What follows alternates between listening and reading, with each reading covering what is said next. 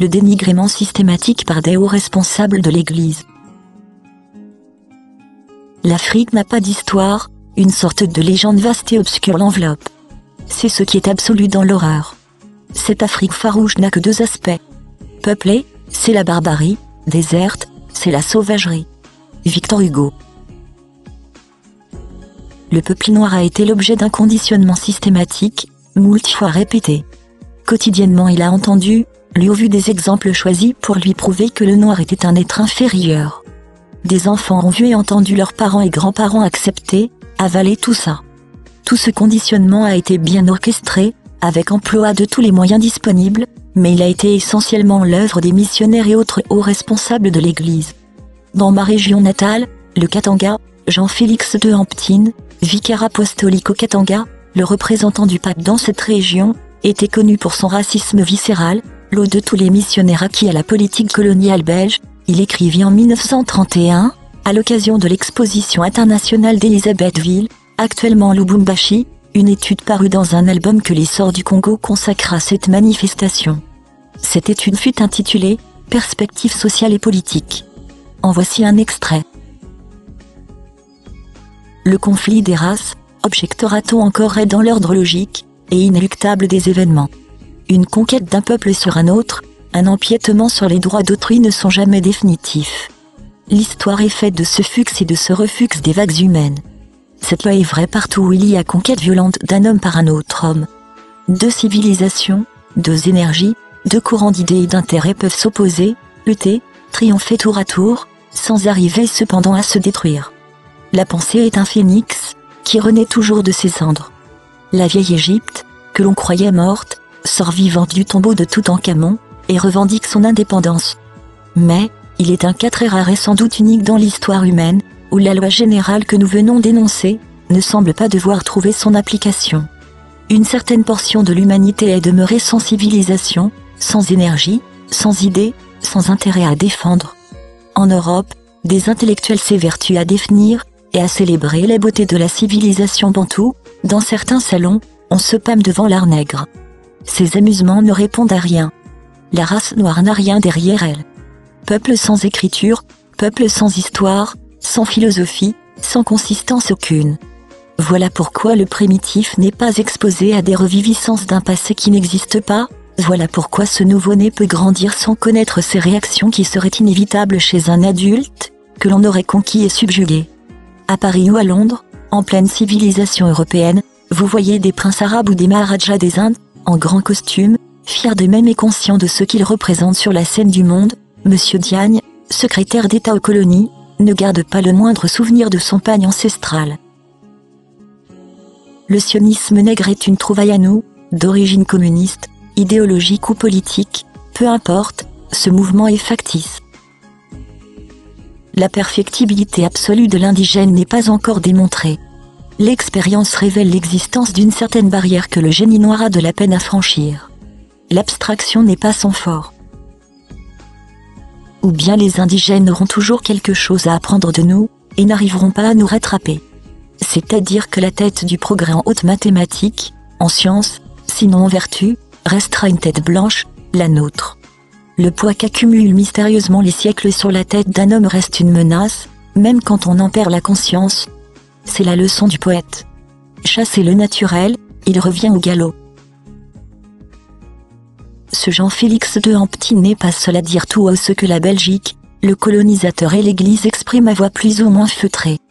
Un autre confrère de Hamptine, bénédictin comme lui, dont, au Katanga, nous connaissons aussi fort bien les pensées, a développé également la même idée. Ce bénédictin, et Dom Guibert, tous les anciens de Saint-Bonniou de l'Université officielle du Congo le connaissent. Dans un article publié dans la revue du CEPSI, et intitulé « Langue tribale et civilisation », il écrit entre autres ceci. Que ceux qui s'occupent de noter les idiomes bantous, avec ou sans instruments phonétiques et alphabet compliqués, d'en constituer grammaire et dictionnaire tiennent à s'appeler des linguistes descriptifs, ma foi. Si pro ratione voluntas. Je préfère toutefois appeler cela de la glossographie pour éviter l'équivoque, car on ne prend pas toujours la peine d'ajouter l'épithète distinctive. Enfin et surtout, que ces prétendues langues tribales, une fois dotées d'une orthographe utilisable, d'une grammaire et d'un dictionnaire, en devince par ce seul traitement ternaire, véhicule de culture, là, je m'inscris en faux. Ce qui manque aux populations de l'Afrique centrale est précisément cette culture, je veux dire, non les connaissances techniques qui d'ailleurs leur font défaut aussi, mais cet affinement généralement humain, tout ce complexe de ce que nous appelons civilisation spirituelle. Et cette civilisation spirituelle, puisqu'elle manque aux Bantous, ce ne sont pas leurs langues qui la leur pourront procurer, vu qu'elles ne la véhiculent pas.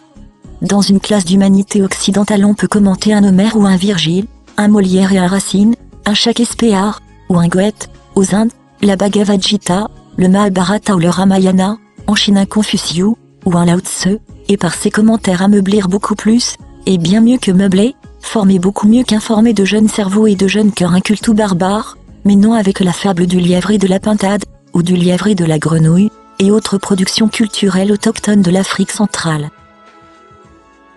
Il faut en rire, car l'Afrique noire précoloniale connaissait au moins 7 systèmes d'écriture, les écritures Arako, des Yoruba, Jiskandi, au Kenya, Nsibidi, au Nigeria, Mande, en Sierra Leone, les écritures Ve, le Maïbamom.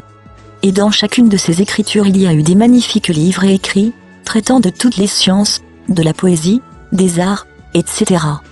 Il faut même plus qu'en rire. Hérodote et l'examen de sources provenant de Grèce, tels, à titre d'exemple, les écrits d'un autre historien grec, Diodore de Sicile, contemporain de Jules César, cet examen, dis-je, nous révèle que l'écriture hellénique, grecque, qui va donner naissance à l'écriture romaine et latine, fut tout simplement enseignée aux Hellènes par un noir d'ancienne Égypte appelé Cadmos. Chapitre 30 où nous développerons ceci en détail avec toutes les références requises. Nous pouvons nous limiter aux 2 citations rapportées un peu plus haut, elles sont caractéristiques du dénigrement systématique et quotidien que la culture bantoue a eu à supporter de manière répétitive et incessante pendant très longtemps, des siècles durant. Quelle bien belle église colonisatrice que celle qui n'a pas cessé de nous mentir, de nous humilier, de nous abaisser. À tous les Africains et tous les peuples colonisés spirituellement par la christianisation, je voudrais poser les questions suivantes. Savez-vous que les chrétiens et en particulier le pape ont supporté l'esclavagisme, la traite des Noirs et leur déportation? Savez-vous que les chrétiens et en particulier le pape, prétendument infaillibles, ont longtemps proclamé que les Noirs n'avaient pas d'âme? Savez-vous que vos ancêtres ont été convertis au christianisme par la force, la violence et la torture, dans un véritable génocide? Comment pensez-vous que doivent se sentir vos ancêtres qui vous regardent de l'au-delà, ou du paradis si vous croyez qu'il y en a un, voyant que vous avez adopté la religion des colonisateurs qui les ont torturés et massacrés? Savez-vous qu'apostasier, abjurer la chrétienté et particulièrement la religion catholique, est très facile à faire? Il suffit de signer un document, un acte d'apostasie et de l'envoyer à votre église ou votre diocèse. En 1655, le père Péleprat a décrit « Le bonheur inestimable des esclaves jouissant de la liberté des enfants de Dieu ».